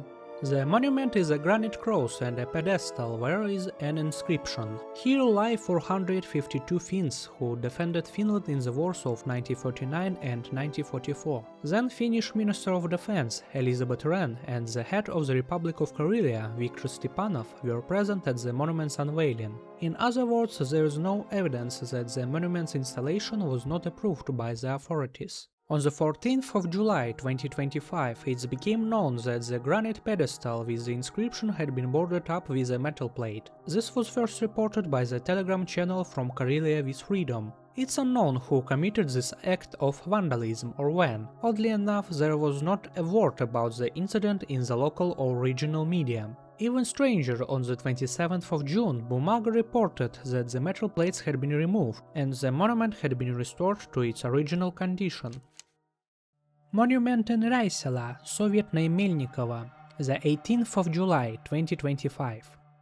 Once again we head to the Karelian Isthmus. The parish village of Raisela was the center of the Finnish municipality with the same name. The Soviet name, which the village has since 1948, was given in honor of the Soviet army soldier Melnikov. However, there are different information regarding which Melnikov it was. Evgeny Balashev's book «Карельский перешеек земля неизведанная» indicates that it was a certain S.A. Melnikov, presumably from the 265th NKVD division, which was encircled in July 1941 near Ryasela.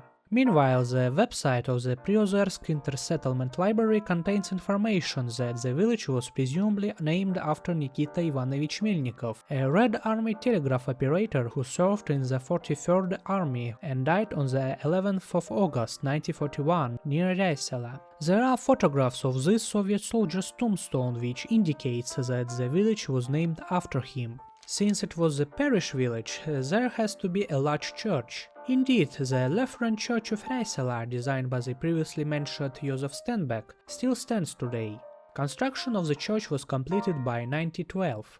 Like the church in Koivisto, it is built in the National Romantic style. It is also noteworthy that the church altar was painted by the renowned Finnish artist Robert Ekman. The artist also sketched the local traditional costumes of Raisela. Fortunately, the altar has survived and is now housed in Kokemäki Church in Finland. The church building itself also survived after Karelia was handed over to the USSR, but since then the church has converted to a house of culture which operates to this day. The war cemetery next to the church was established back in 1918, when 11 Raisela natives who died during the Finnish Civil War were buried here. During the Second World War, Finnish soldiers were also buried here until 1944. Since 1918, a monument designed by Elias Ilka has stood here. During Soviet times, the burial site was lost, and in 1950s, apartment buildings were built on part of the cemetery, and part of it was paved over. In 1984, the original monument by Elias Ilka was dismantled. Its whereabouts are unknown. The foundation of former residents of the village, the Raisela Istensatio, was responsible for installing a new monument in the 90s. The new monument was unveiled on the 6th of June 1992. The monument approval process was quite difficult as the local village council was reluctant to approve the monument for a long time, citing its perceived glorification of the Finnish soldiers, but ultimately the monument was erected. The grey granite structure is a rectangular pillar with plaques. On one side is engraving Raisela Parish Cemetery, the place where you stand is sacred. On the other side are metal plaques with the inscription Pro Patria, meaning for the fatherland, and the names of the Finnish soldiers buried at the site. Below is another plaque with an epitaph. Similar inscriptions are duplicated in Russian on the other sides. These plaques were unveiled on the 18th of May 1996. In 1997 the area was fenced off with a grant from the Finnish Ministry of Education. On the 18th of July 2025, the LEN-TV24 Telegram channel reported that the plaques had been removed from the monument. As usual, the Finns were accused of glorifying Nazism, and the circumstances surrounding the monument's removal remain unknown. This is the third time that the psycholinguistic examination of St. Petersburg State University has been encountered here. The text glorifies not only the Finnish and German army personnel, but also members of the SS 6 Nord battalions. The presence of such memorial sign on Russian territory is a denial of the facts established by the verdict of the International Military Tribunal for the trial and punishment of the main war criminals of the European Axis countries. Again, what is this SS 6 Battalion Nord? They are mostly likely referring to the 6th SS Mountain Division Nord, which didn't fight on the Karelian Isthmus. And again, they remember that Finns bury their soldiers in their home municipalities. It's part of the Finnish tradition of remembering the fallen soldiers. Also, if we look at the list of buried here, we see that it only contains Finnish names and surnames. There are no German ones, so the possibility of German soldiers being buried here is ruled out. In general, there is a feeling that either this expert examination was simply made up, since it contains absolutely stupid factual errors, or this expert examination was copied from one place and tied to all other incidents. But let's see what the local media prints here next. We don't know whether the names of the fallen listed on the plaques include those who fought on this land and received a hefty beating, by the way, in 1941 as part of the SS Battle Group Nord, formed in Finland from the Totenkopf and locals. This can't be ruled out. But even without this, the inscription for the fatherland on Finnish-German graves on Russian soil is simply a slap in the face of those who liberated these traditionally Karelian and Russian lands from the Finnish and German invaders. And of course, there is the standard Kremlin narrative about the Bolsheviks gifting independence to Finland. Once again, these are Russian lands, for which we fought the Swedes for centuries, from the ancient Novgorodians to Suvorov. Only a little over 100 years before the revolution, they were Finland, and even then part of the Russian Empire. Then for another 2 decades they were part of an independent, thanks to the Bolsheviks, independent Finland. A spiteful, openly hostile to Russia. And as a result it rightfully lost its rights to this land, which returned to its native harbor. Therefore we do not accept any claims that they fought here from 1941 to 1944 for their territory. This is our land. During my summer trip I was able to visit this place and see the damaged monument with my own eyes. This was the 10th incident. The monument was not completely dismantled, but it was damaged. Its plaques were removed on the 18th of July 2025. The incident was first reported by the regional state channel LenTV 24, without specifying who did it, but at least the date was given. The memorial stone in Antria, Soviet name Kamenogorsk, the 25th of July 2025. Antria is a remarkable place on the Karelian Isthmus in terms of history. There, a famous archaeological relic, the Antria net, was discovered, considered the oldest fishing net in the world. This net is on display at the Finnish National Museum in Helsinki. The place itself was first mentioned in 1597 as Sankt Andre, the Swedish name for the local church community. This is where the settlement got its name. In 1918, one of the major battles of the Finnish Civil War took place here, during which the White Finns managed to hold back the Reds and subsequently launch a counter-offensive. Here, on the 23rd of February 1918, Commander-in-Chief Mannerheim pronounced his famous Sword Scabbard Declaration, issued as the order of the day. I swear in the name of the Finnish Peasant Army, of which I have the honor to be the Commander-in-Chief, that I will not set my sword to the scabbard until legal order reigns in the country, until all the fortresses are in our hands, until Lenin's last soldier and hooligan is deported from Finland and White Karelia. This oath was later referred to in the Commander-in-Chief's Order No. 3 in the beginning of the Continuation War in 1941. During the Winter War, no ground battles took place in this area, but the city was bombed. Ground battles took place here as early as 1941, when the Finns were recapturing the Karelian Isthmus. In 1944, Antria came under the Soviet control, and since 1938 the town has been known as Kamenogorsk. This time we'll begin with the war cemetery, as it remains surprisingly untouched. From 1919 to this day, a monument dedicated to the Finnish Civil War has stood there. In 1993, the date 1939-1944 was added to the pedestal. The monument is in good condition. In 1998, a monument was erected to the Finnish soldiers buried on this territory. There, 127 names of the fallen are listed. The church that once stood at this location no longer exists. The once majestic wooden church of Antria was destroyed during the fighting in 1941. A Soviet artillery shell struck it, destroying the tower and setting the entire structure on fire. All that remains of the church is its stone foundation, and in 1992 a stone plaque was erected on its site to commemorate this building. As stated on the plaque itself, it was erected by the Voxela Foundation, or Vox Sensatio, the Antria Society, or Antria Seura, and the Kamenogorsk City Administration. It is written on the monument: "Fathers fought here and believed and hoped." Here stood the Antria Church from 1894 to 1941. Traveler, be silent in this holy place. In other words, the monument was dedicated to a destroyed church. What could have gone wrong? On the 25th of July 2025, the LNTV24 Telegram channel published a post with photographs of the destroyed monument. This time the toxicity reached a new level. First of all, Russian media clings to the words "fathers fought here." Let's take a look right from the beginning. Fathers fought here. What fathers? What did they fight for? Perhaps in Winter War? No, there was no fighting here during the Winter War. So what remains? That's right, the Great Patriotic War. What did they fight here against, and what did the Finnish fathers hope for? The post then refers to the very same Mannerheim Sword Scabbard Declaration. In general, it's no secret it was in Antria, today's Kamenogorsk, that Mannerheim declared back in 1918 that Finland's goal was not just its historical lands, but also the Kemska Volast, White and Olonetsk Karelia, and with the 1941 order he reaffirmed this goal, firmly choosing Hitler's side.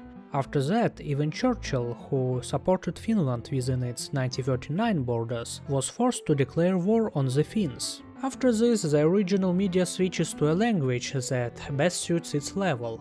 And lastly, from previous articles like this, we know that comments are usually filled with defenders of the aggrieved Finns, and then it begins. Cock-a-doodle-doo, this is history, cock-a-doo, war with the dead, cock-a-doo, how are we any better than the ho-hos and the West? The thing is, we are better. They take down monuments to the victors of fascism, we take down monuments to the fascists. Germans, Finns, whatever, those who came to take our territory, who built concentration camps on Karelian soil. Previous stories about locals being upset by the glorification or that SS soldiers were allegedly at the burial site were just the pretexts, and they could always be found or invented. Because the monument in Antria was dedicated to the church, not even to the buried Finnish soldiers. And in this post all the pretense is finally dropped. A war on Finnish monuments was declared because we are better. And in this case, the Russian authorities are deliberately combating the Finnish history of this place. And again, why does it seem that the dismantling of the monument in this case was carried out by the Russian authorities? As usual, the news doesn't indicate who removed the monument. The post merely shows approval of the action. Let me remind you that LNTV24, which is always the first to report on the removal of Finnish monuments in the Leningrad region, is literally a state-owned television channel funded by the Leningrad region administration and Governor Alexander Drozdenko.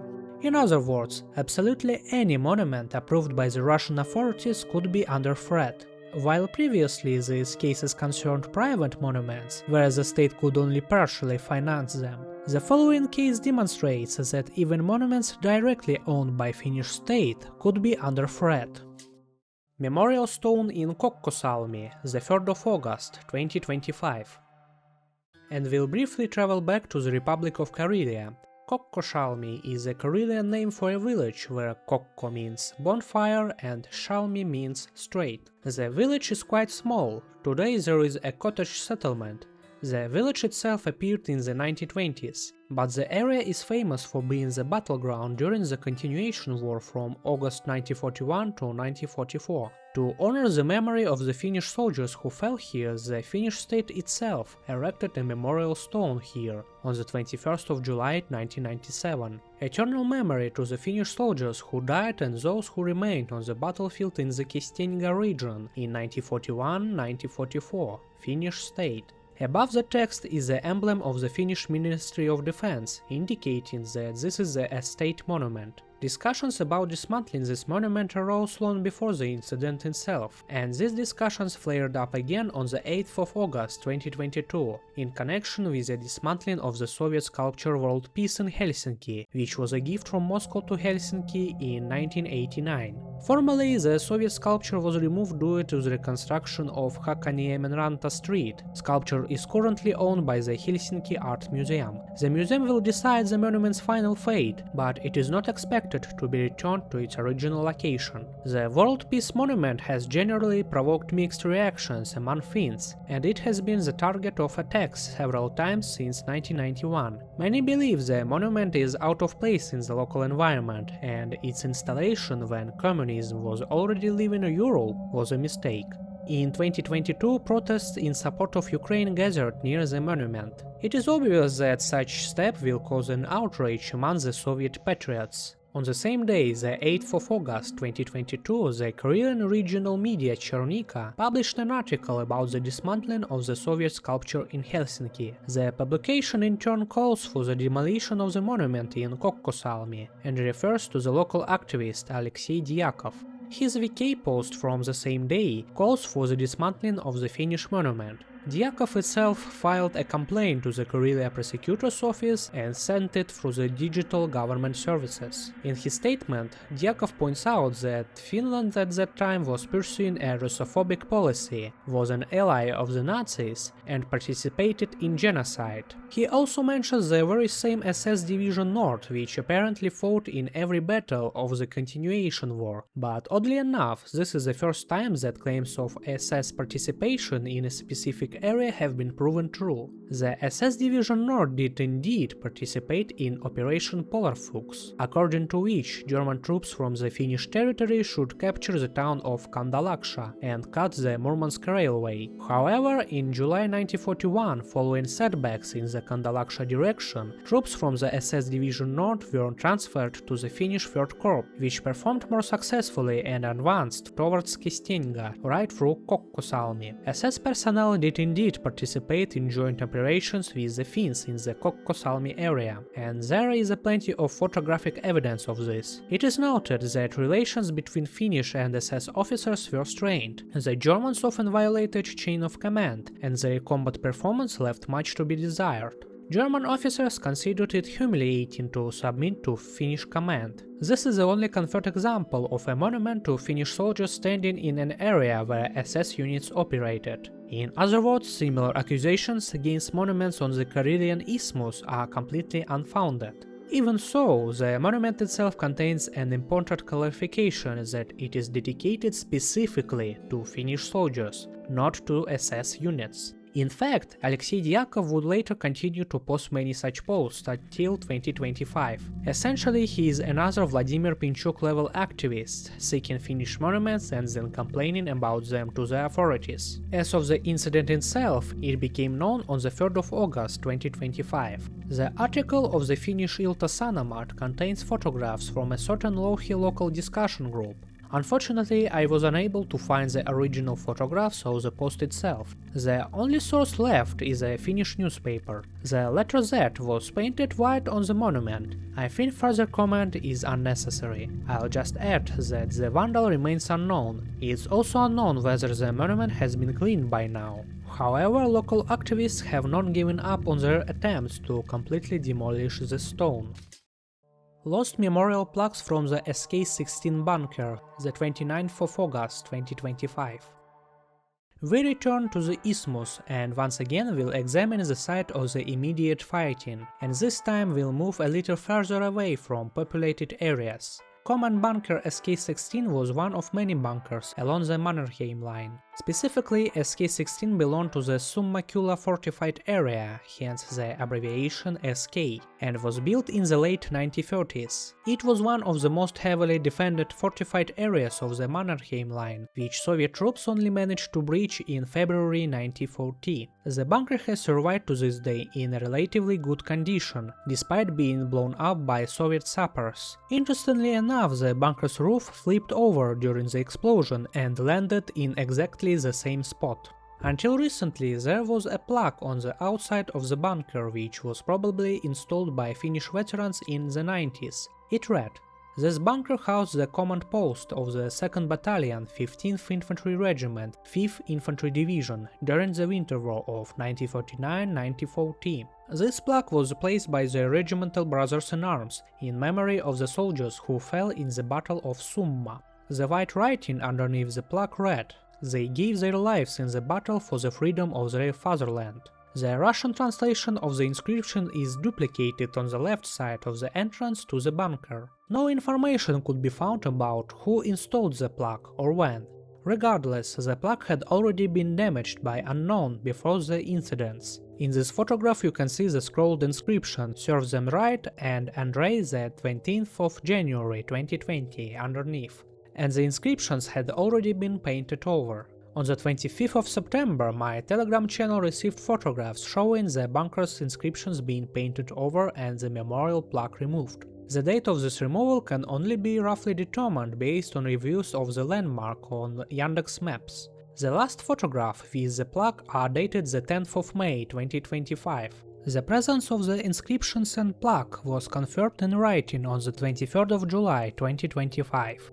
On the 1st of August, photographs began appearing of the inscriptions and plaque painted over with red paint. In place of the Russian inscription at the bunker entrance appeared a meaningful inscription Kurpa, which means dig in Finnish. The word is also painted on the other side of the bunker. On the 29th of August, photographs of the bunker's current state appear with everything painted grey. Thus, it can be assumed that the site was vandalized between the 23rd of July and the 1st of August 2025. It's difficult to add anything else here. Little can be said about the plaque itself, given that it's unknown who erected it or when, and even less can one say anything definitive about who exactly vandalized the bunker. In any case, there is no news about it at all, so it's unlikely that the authorities were the ones working at such a local level outside a large settlement. Most likely it was some disgruntled Russian activist. On the 14th and the 22nd of May 2026, new photographs appeared with graffiti in English directly insulting Finns, written over the great paint. You can read them yourself. Memorial stone in a private area, Vuoksala municipality. On the 26th of September 2025. The following two incidents were reported simultaneously, both occurred in the former Vuoksala municipality. The Vuoksala parish church was built in the late 1920s, according to designs by Ilmari Launis, already familiar to us from the Lumivaara church. These churches are generally very similar, with the same white plaster and tall tower. They also shared a similar fate. The church remained in use until the end of the Winter War and the transfer of the territories to the Soviet Union. During the Soviet occupation from 1940 to 1941, things such as the church organ and pews were looted by the Soviets. During the Continuation War, the church returned to Finnish control and was partially restored until the Karelian Isthmus was again ceded to the USSR. In the Soviet era, the church building was owned by the Kazitsky Radio Instrumentation Factory. After the collapse of the USSR, the church remained abandoned until 2024, when it was handed over to the Evangelical Lutheran Church of Ingria. Next to the church is a burial site for Finnish soldiers who died during the Winter War and the Continuation War. However, it's clear that during the absence of previous dwellers, the site was neglected until the 90s. In 1995, a monument was erected at the burial site next to the church by the Vuoksala Society, or Vuoksala Seura. The monument's designer was Kalev Liski. It's a natural stone with a man-made chipped top, symbolizing a shell impact. The inscription in two languages reads, "To the fellow countrymen who died a heroical death for their homeland Finland, 1949-1944, Vuoksala Society." The monument was likely supposed to have been erected a year earlier, in 1994. The place itself is difficult to access, but as reviews on Yandex Maps indicate, and we will later confirm this from media reports, the monument is currently located on private property behind a fence. On the 26th of September 2025, the local newspaper 47 Channel published an article entitled "A Finnish monument was illegally installed near a church in the Priazersk district." 47 Channel is another media founded by the Leningrad Regional Television Company. So the article states that the monument was erected without consent by members of the revanchist NGO Vuoksala, and for the fourth time, as if from a carbon copy, this psycholinguistic examination of St. Petersburg State University has surfaced. According to the results of a psycholinguistic examination conducted by specialists from the Center for Expertise at St. Petersburg State University, the Finnish text on the memorial glorifies servicemen of the Finnish army, allies of Nazi Germany.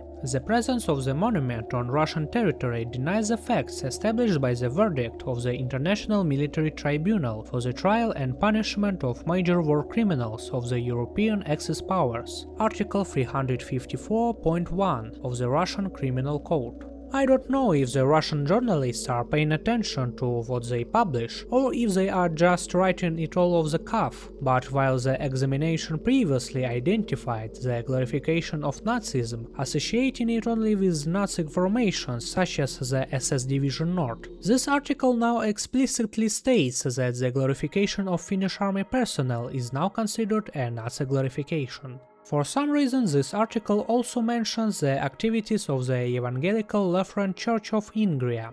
One of the Protestant religious associations, the Evangelical Lutheran Church of Ingria, through the St. Anne parish in St. Petersburg, is also promoting a project to create a pro-Lutheran art park, Vuoksa, in the village of Romashki. At the end of the article, the publication provides photographs of the monuments that were vandalized. And guess what? There are two different monuments here. One is a stone near the church, and we'll talk about the other later. And again, there is no specific information about who committed the vandalism or when. Moreover, the article doesn't indicate that two different monuments were vandalized. It doesn't specify what these monuments are or where they are, other than their approximate location near the village of Romashki. Judging by the nature of the damage, the inscription of the monument was removed with a chisel. Furthermore, it's worth remembering that the monument is located on private property, so such damage to the monument would require the owners or the authorities' permission. Later, on the 1st of October, the Church of Ingria issued a statement emphasizing its lack of ties to the monument and the organizations behind its installation. Furthermore, this statement revealed that a new plaque had been installed in the place of the removed inscriptions, bearing the short inscription, "To those who fell in battle, 1949-1944. Memorial to the fallen soldiers of the Finnish Civil War, Vuoksala Municipality, the 26th of September 2025. Not far from the church there is another monument that interests us. It wasn't erected by the Finns in the 90s, it is a sculpture from 1921. This is a monument to the fallen Finnish soldiers of the Finnish Civil War. The parish cemetery used to be located right next to this monument, but over time there was not enough space and the war cemetery was moved closer to the church, right where the previous monument stands. The monument itself stood untouched until the Winter War. During the Soviet era, the statue lost its head and was seriously damaged. It also lost its original pedestal, but in 1994 the Vuoksala Society, along with the installation of a stone near the church, began restoring the monument. The statue was placed on a new pedestal with an inscription, "In memory of the Finnish residents of Vuoksala who fell in the Finnish War of Independence in 1918 and were buried in the mass grave of this cemetery, Vuoksala Society 1994. It is worth noting that this monument is dedicated only to the Finnish Civil War, meaning it has no relation to the Second World War. However, as follows from the previous article from the 26th of September, this inscription on the pedestal was also destroyed, either painted over or erased with a chisel. Later, on the 2nd of October 2025, a more detailed post about these two incidents was published on the LandTV24 Telegram channel. It does, however, provide more detail about these monuments, but in its own specific style. We will not rehash again why the Finns buried there are Nazi collaborators, and why these inscriptions should not be on our soil. We have said enough about this. Anyone who speaks out in defense of the Finnish warriors will be banned without question. And about the monument itself. The second monument to the occupiers has an equally interesting story. It's not just a stone. It's a real granite monument depicting a soldier erected here by the Finns before the Winter War, or rather the remains of a monument. During Soviet times the figure was torn down, and in 1994 it was partially restored by the same Vauxhall Society, which also added an inscription at the base of the figure. Why was the monument destroyed under the Soviet Union, and why erase this inscription now? The point is that the monument is dedicated to the events of 1918-1920, which are now more and more being called by their proper names. This was the First Soviet-Finnish War, when Mannerheim, inspired by the defeat of the Red Finns on his own territory, invaded Soviet Russia and occupied lands that had never belonged to Finland in any way. That is part of today's Karelia, Leningrad and Murmansk regions. Clearing them of invaders was achieved mostly by 1920 and finally after the Winter War. In general, it is clear why the USSR dealt so harshly with this monument. It is not clear why it was allowed to be reinstalled in 1994 and also to add a provocative inscription. On the second thought, this is understandable. We had other things to do. There was friendship. We were going to pay and repent. Well, that's it now. We've finally gotten around to it, and we are not going to repent anymore. On the contrary, we are clearing our land of slack, and apparently these aren't the last episodes. The work continues. However, unexpectedly, the story with this monument did not end here. On the 30th of September, a report in the Ilta Sanomat revealed that someone had personally written short inscriptions on the pedestal that convey the original meaning of the monument. Kunnia sankareille, he ohrasevat henkensa. Glory to the heroes, they sacrificed their lives. In Russian simply, glory to the heroes. As in the case of Kaneljärvi, activists who care about the history of Finnish Karelia have been at work here. Nevertheless, the Russian authorities have already begun to fight not only against monuments to Finnish soldiers from the Second World War, but also against virtually any historical legacy of the Finnish period on the Karelian Isthmus. Monument to the Finnish prisoners of war in Gatchina, the 24th of April 2026. The monument in Gatchina was erected in November 1992, several months after the signing of an agreement to preserve the memory of fallen soldiers in Finland and the Russian Federation. The monument's installation was coordinated and carried out by Finnish government agencies in conjunction with Russian authorities. In other words, it is a Finnish state monument. Unlike most previous monuments, the stone in Gatchina was not associated with a burial site or battlefield. The monument was dedicated to Finnish prisoners of war who died in Soviet captivity in Leningrad and the Leningrad region. It was located in Prioratsk Park. The inscription on the monument reads, "In memory of the Finnish soldiers who died as prisoners of war in the wars of 1949-1944. Specifically in Gatchina, Finnish prisoners of war were found in Evacuation Hospital number 1011, and there are documents that confirm the fact that Finnish prisoners of war died in this hospital. In 2008, the territory of the monument was asphalted. However, by this moment the monument has already lost one of its elements, the metal plate. It is unknown when and under what circumstances this plate was lost. On the 24th of April 2026, LandTV reports about the dismantling of the monument in Gatchina by a decision of the court. Among other things, it is indicated that the monument had no owner. It is not an object of cultural heritage according to the Committee for the Preservation of the Cultural Heritage of the Leningrad region, and that it was installed without any documentary confirmation of the facts of the death and burial of Finnish prisoners of war at this place. Then, same as usual, follow accusations of distorting history and whitewashing Hitler's allies. On the 9th of May, photo confirmation was also received from the monument's installation site. Indeed, the granite stone had been completely removed. On the 29th of May, the Finnish embassy in Moscow posted on Facebook information about the Finnish ambassador's visit to the former monument's location. The event itself took place on the 24th of May. This provides further confirmation that any Finnish monument is under threat, regardless of its status, whether it was erected by a private organization or by the state. The cemetery gate of the Kivinapa, Soviet name Pervomayskaya, on the 13th of May 2026.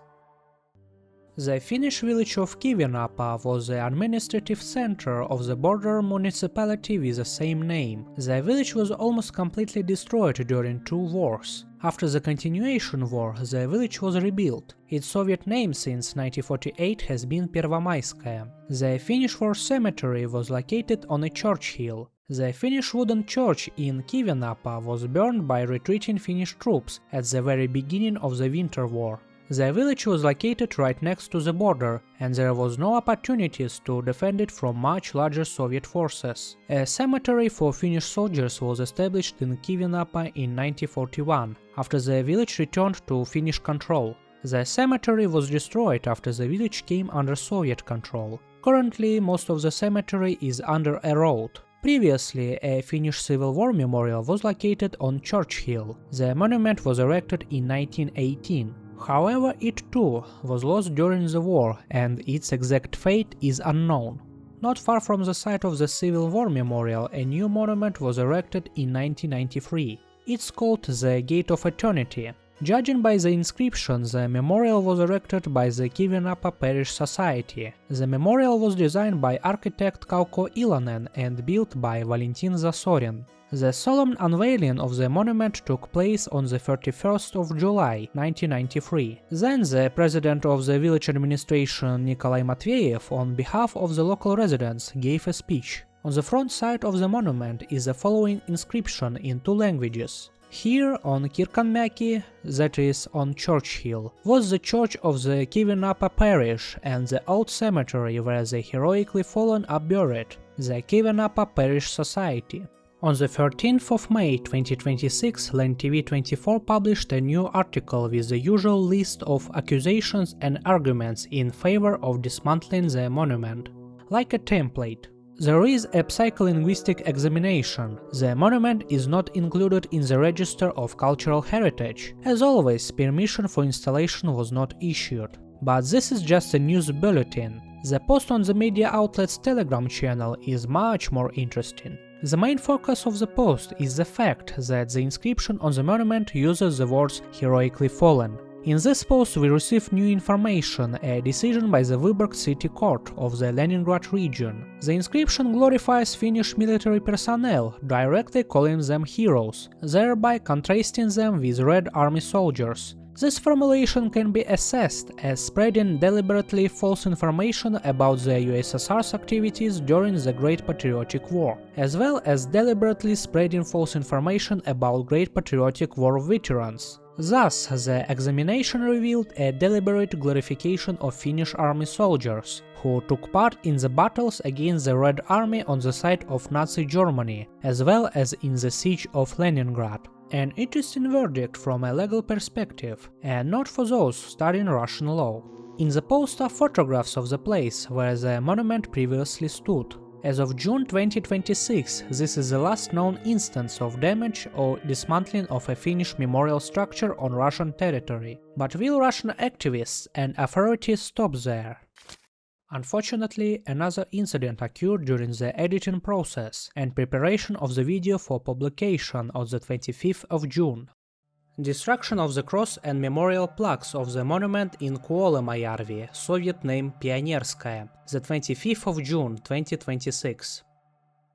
The Finnish name of the village and municipality translates ominously as Death Lake. The exact origins of this toponym are unknown, although a popular, though not entirely accurate, theory is that the village of Kuolemayarvi received its name because Mikhail Agricola died there.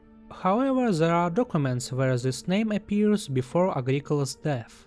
The stone church at Kuolamajärvi, designed by Josef Stenbeck, was built in 1903. During the Winter War, the tall tower of the church was blown up by retreating Finnish forces on the 8th of December 1939 to prevent Soviet troops from using it as an observation post.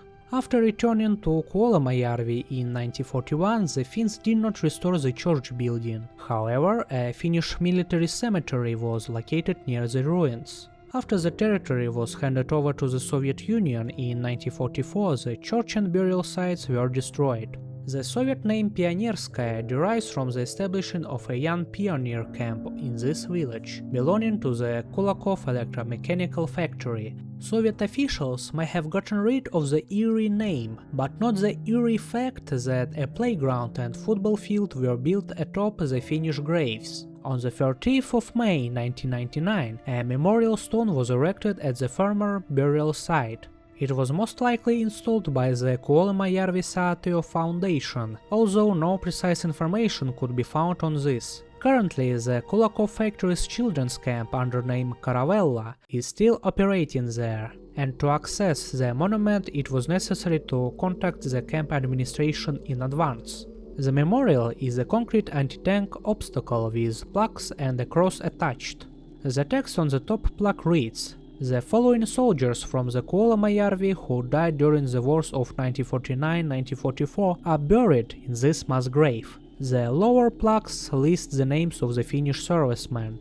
On the 25th of June 2026, a post featuring this monument appeared on the LENTV24 Telegram channel. Photographs show that the plaques and cross have been destroyed.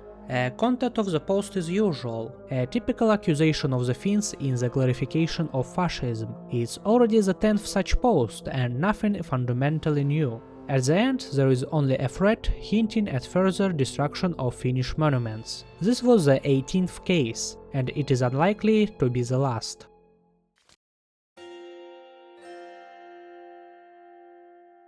Since the beginning of Russian invasion of Ukraine, Finnish authorities have dismantled exactly 0 monuments to Soviet soldiers. The monument to Soviet prisoners of war in Helsinki has been occasionally vandalized, but the authorities have responded promptly to such incidents and restored the monument to its original condition. In total, we know of 18 incidents involving Finnish monuments in Russia. The vast majority of these are private structures, erected with funds from associations of former residents of Karelia. Only 2 monuments on this list in Kokkosalmi and Gatchina are entirely state-owned, but the Finnish authorities have partially financed numerous private monuments installations. The overwhelming majority of the structures were completed in the 90s.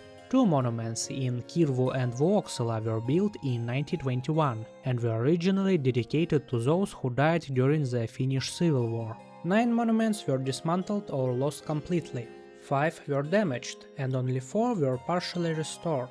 Russian media reports often don't fully clarify whether a monument was damaged by vandals or by the authorities. However, it is known for certain that at least 6 monuments have been damaged or dismantled as a result of actions of the authorities. It's safe to say that the current neo-Bolshevik government has set a course for destroying the Finnish historical heritage of Karelia and Ingria. Similar incidents are expected in the future, as there are no preconditions for stopping such actions. In any case, it is necessary to continue documenting such incidents, so that future generations do not forget about the historical legacy of the entire region, and perhaps, in a brighter future, these monuments could be restored. My channel continues to monitor incidents with Finnish monuments in Russia, so if you have any information on this topic, please send it to the Psionic Dyslexia Telegram channel or to me on Twitter.